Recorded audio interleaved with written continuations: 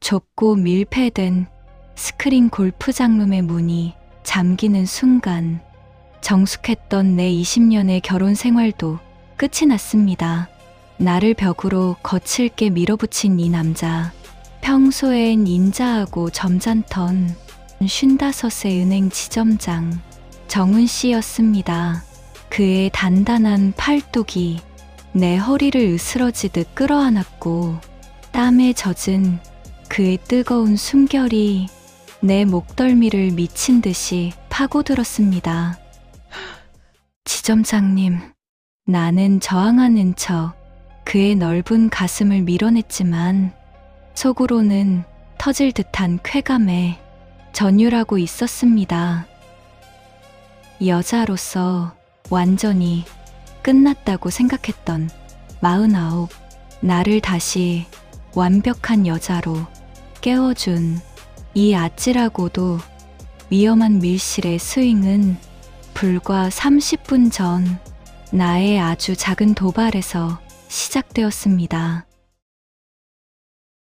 비가 쏟아지던 금요일 밤 10시, 남편에게 투명인간 취급을 당하고 도망치듯 찾은 동네 골프장 끝방에는 늘 그렇듯 정훈 씨가 혼자 채를 휘두르고 있었습니다. 얇은 여름 셔츠 너머로 비치는 그의 단단한 등 근육, 내리칠 때마다 터져나오는 수컷의 거친 숨소리. 나는 화장실 거울 앞에서 가파르게 파인 브이넥 단추를 2개 풀고 목덜미에 짙은 바닐라 향수를 듬뿍 뿌렸습니다. 그리고 그의 방 미닫이 문을 아주 조심스럽게 열었습니다. 저기, 지점장님, 제가 자꾸 슬라이스가 나서요. 스윙폼 좀 한 번만 봐주실 수 있을까요? 네. 뭐 그럽시다. 손목에 힘만 좀 빼면 되는데 한번 잡아보시죠. 지점장님이 어색하게 내 등 뒤로 다가왔습니다.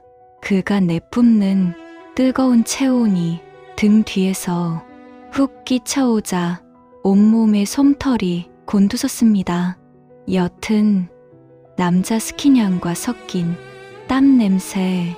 나는 골프채를 쥐고 허리를 더 깊숙이 숙였습니다. 짧은 치마가 아슬아슬하게 말려 올라갔습니다. 이렇게요? 허리가 너무 들어갔나요? 자세를 고쳐 잡는 척 나는 골반을 뒤로 아주 살짝 뺐습니다. 내 엉덩이가 뒤에 서 있던 그의 단단한 허벅지에 닿을 듯 말 듯 묵직하게 스치고 지나갔습니다. 내 머리 위에서 헉 하고 숨을 들이켜는 그의 소리. 단단했던 이성이 흔들리는 틈을 타 나는 발목이 꺾인 척 쥐고 있던 채를 내동댕이 쳤습니다. 핫! 나는 뒤에 서 있던 그의 넓은 가슴팍으로 완전히 무너져 내렸습니다. 나를 반사적으로 꽉 끌어안은 그의 두 팔. 나는 당황해서 굳어버린 그의 귓가에 대고 젖은 숨소리를 토해내듯 속삭였습니다. 지점장님, 저 사실 골프 배우러 온 거 아니에요. 처음부터 지점장님 보러 온 거지. 네. 도발적인 귓속말이 끝난 직후 룸 안의 공기는 마치 한여름의 열대야처럼 숨 막히게 뜨거워졌습니다. 내 허리를 반사적으로 받치고 있던 정훈 씨의 크고 단단한 두 손, 그 소나귀에 일순간 무서운 힘이 들어가는 것이 느껴졌습니다. 나를 당장이라도 밀쳐낼 줄 알았던 이 점잖은 남자는 오히려 내 허리를 으스러지듯 끌어안은 채 짐승처럼 거친 숨을 몰아쉬기 시작했습니다. 지연 씨, 지금 무슨 말을 하는 건지 알고 이러는 겁니까? 그의 목소리는 평소 결제 서류를 넘기던 그 부드러운 바리톤이 아니었습니다. 억눌린 욕망으로 짙게 갈라진 완벽한 수컷의 목소리, 나를 내려다보는 그의 눈동자 속에서 이성의 끈이 툭 하고 끊어지는 소리가 들리는 듯 했습니다. 나는 대답 대신 고개를 들어 그의 턱 끝을 촉촉한 눈으로 올려다 보았습니다. 그리고 천천히, 아주 천천히 내 양팔을 들어 그의 떡 벌어진 어깨를 부드럽게 감싸 안았습니다. 알아요. 미친 짓이라는 거. 하지만 지점장님도 나쁜 사람 아니잖아요. 이 좁은 방에서 매일 밤 혼자 땀 흘리면서 외로움을 삼키고 있었던 거. 내가 모를 줄 알았어요? 내 말이 그의 가장 깊고 아픈 곳을 찔렀던 걸까요? 골프채에 굳은 살이 박힌 그의 거칠고 커다란 손이 파르르 떨리며 내 뺨을 감싸 쥐었습니다. 남편에게서는 십수년간 느껴보지 못했던 될 것 같이 뜨겁고 투박한 남자의 채워온 그 낯선 온기가 내 피부에 닿는 순간 나는 참았던 눈물이 왈칵 쏟아질 것만 같았습니다. 시들어버린 줄 알았던 내 안의 세포들이 일제히 소리치며 깨어나고 있었습니다. 지연 씨. 그의 뜨거운 입술이 내 이마를 지나 눈물 맺힌 눈가를 스치고 이내 내 입술을 거칠게 탐하기 시작했습니다. 지점장님, 점잖던 겉모습과 달리 그의 입술은 굶주린 사람처럼 거침없고 탐욕스러웠습니다. 내 입술을 헤집고 들어오는 짙은 남자 스킨 향과 쌉싸름한 담배 냄새. 그것은 너무도 치명적인 마약 같아서 나는 그의 목에 팔을 두른 채 까치발을 들고 그 뜨거움에 온전히 내 몸을 맡겼습니다. 내 타이트한 골프웨어 셔츠 위로 그의 크고 단단한 손바닥이 뜨겁게 미끄러져 내려왔습니다. 허리를 지나 아슬아슬하게 말려 올라간 치마 끝자락에 그의 거친 손끝이 닿았을 때 나는 감전된 사람처럼 몸을 파르르 떨었습니다. 그가 나를 번쩍 안아 올려 끓인 화면 옆에 차가운 벽으로 강하게 밀어붙였습니다. 등 뒤로는 차가운 콘크리트 벽이, 앞에서는 그의 불덩이 같은 가슴팍이 나를 빈틈없이 짓눌렀습니다. 도망칠 곳 없는 완벽한 밀실. 안 합니까? 문이 닫히면 나 당신 다신 예전처럼 안 봅니다. 점잖은 동네 이웃. 그런 거 오늘 밤 이후론 없습니다. 그의 눈동자엔 이미 나를 부서뜨릴 듯한 소유욕이 이글거리고 있었습니다. 나는 벽에 기대선 채 내 셔츠 단추를 만지작거리는 그의 커다란 손등 위에 내 손을 포겠습니다. 그리고 귓가에 젖은 숨을 불어넣었습니다. 누가 점잖은 이웃 오빠 해달래요? 난 지금 남자가 필요한 건데. 내 도발이 끝나기가 무섭게 그는 뒤로 돌아 룸이 미닫이문 잠금 장치를 거칠게 채웠습니다. 그 차갑고 무거운 쇳소리가 울리는 순간 나의 지루하고 끔찍했던 20년의 결혼 생활은 영원히 닫혀버렸습니다. 스크린에서 뿜어져 나오는 푸르스름한 조명 아래 그는 마치 맹수처럼 다시 내게 달려들었습니다. 비 내리는 금요일 밤 10시 30분. 이 밀실 안에는 오직 금지된 선을 넘어버린 2마리의 길 잃은 짐승만이 엉켜있을 뿐이었습니다.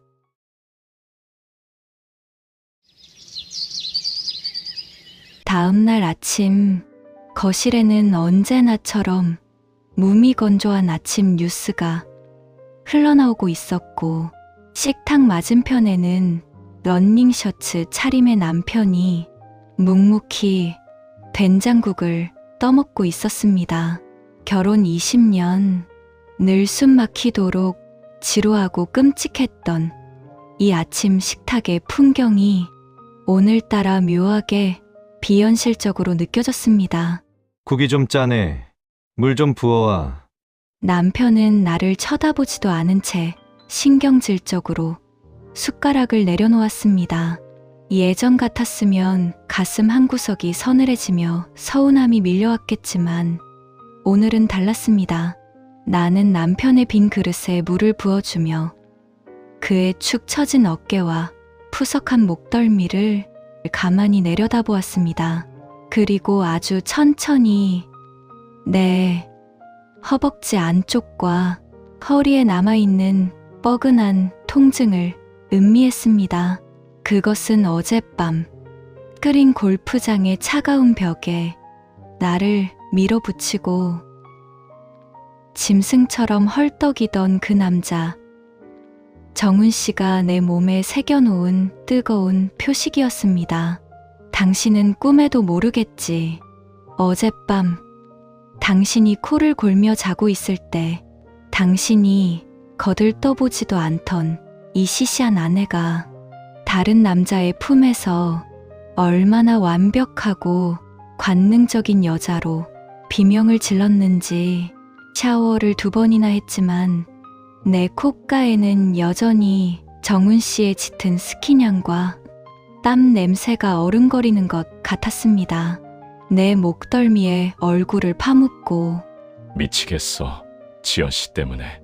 라며 앓는 소리를 내던 그의 굵은 목소리가 귓가를 맴돌자 식탁에 서 있는 이 와중에도 등골이 짜릿해지며 아랫배가 찌릿하게 조여왔습니다. 이 완벽한 비밀, 이 압도적인 우월감, 남편의 무관심은 더 이상 나를 찌르는 가시가 아니었습니다. 그것은 나의 완벽하고 아찔한 이중생활을 덮어주는 가장 안전한 위장막이 되어주고 있었습니다. 그날 이후로 일주일, 우리는 서로 연락처조차 교환하지 않았습니다. 그것이 어른들의 룰이니까요. 하지만 동네 마트를 갈 때도 쓰레기를 버리러 나갈 때도 나는 혹시나 그를 마주칠까 봐서 화장을 하고 향수를 뿌렸습니다. 그리고 일요일 오후 남편과 마트에서 장을 보고 돌아오던 아파트 지하 주차장 엘리베이터 앞. 어이쿠, 지점장님 주말인데 어디 다녀오십니까? 먼저 엘리베이터에 타고 있던 사람, 잘 다려진 캐주얼 정장 차림에 고급스러운 서류 가방을 든 정훈 씨였습니다. 남편이 넉살 좋게 인사를 건네자 정훈 씨는 평소에 그 점잖고 사람 좋은 미소를 지으며 고개를 숙였습니다. 아, 예. 오랜만입니다. 2분 나란히 장 보고 오시나 봅니다. 보기 좋네요. 순간 머릿속이 새하얘졌습니다. 내 알몸을 구석구석 탐하던 그 거친 짐승은 온데간데 없고 내 앞에는 다시 완벽한 이웃집 은행 지점장이 서 있었습니다. 나는 남편의 등 뒤에 숨듯 한 걸음 물러서서 기어 들어가는 목소리로 인사를 건넸습니다. 안녕하세요. 좁은 엘리베이터 안. 남편은 층수 표시기만 멍하니 쳐다보고 있었고 나는 남편의 대각선 뒤에 섰습니다. 그리고 정훈 씨는 내 바로 옆 한 뼘 거리에 서 있었습니다. 요새 골프는 잘 맞으십니까? 저도 스크린 한번 가야 하는데 영 시간이 안 나네요. 남편이 넉살 좋게 말을 걸었고 하하, 시간 나실 때 한 게임 치시죠. 그때였습니다. 앞을 보며 남편과 대화를 나누던 정훈 씨의 크고 단단한 왼손이 슬며시 등 뒤로 내려오더니 치마를 입은 내 맨 허벅지 위를 슥 하고 스쳐 지나갔습니다. 나는 하마터면 비명을 지를 뻔했습니다. 남편은 불과 50cm 앞을 등지고 서 있는데 내가 놀라 흠칫 굳어버리자 그의 커다란 손이 등 뒤로 뻗어나와 허둥지던 내 손을 덥석 쥐었습니다. 그리고는 내 손가락 사이사이로 자신의 두꺼운 손가락을 얽어매며 깍지를 꽉 껴왔습니다. 미칠 것 같았습니다. 앞에서는 내 남편과 요즘 금리가 올라서 참 큰일입니다 라며 세상 진지한 얼굴로 대화를 나누면서 등 뒤로는 내 손바닥을 농밀하게 문지르고 있는 이 남자.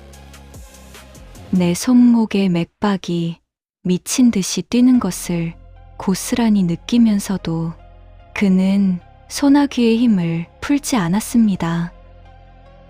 오히려 그의 굵은 엄지손가락이 내 손바닥 안쪽에 연한 살을 빙글빙글 쓰다듬기 시작했습니다.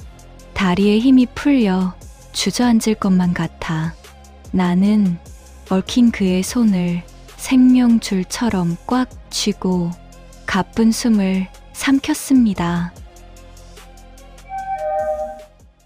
그럼 들어가세요. 문이 열리기 0.1초 전 그는 언제 그랬냐는 듯 내 손을 놓고 유유히 복도로 걸어 나갔습니다.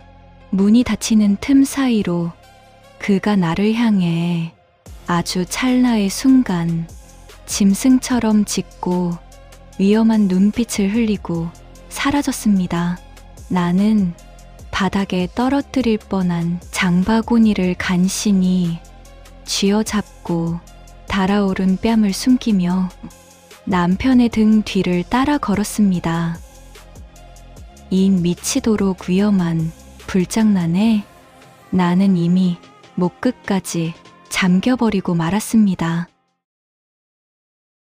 그 숨막히던 엘리베이터 사건 이후 3일 뒤 남편이 출근하고 혼자 남은 화요일 오후 2시 거실 소파에 누워 의미 없이 TV 채널만 돌리고 있던 내 휴대폰이 짧게 진동했습니다.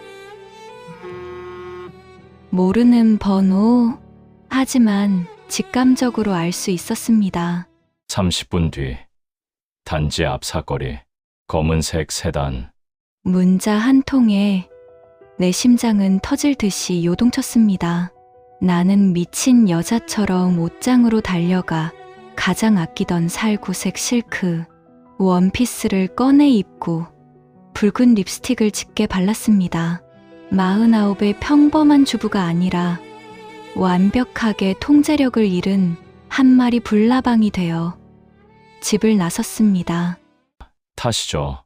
단지 앞 사거리에 세워진 검은색 세단 조수석에 올라타자 운전석의 정훈 씨가 나를 향해 짙은 미소를 지었습니다.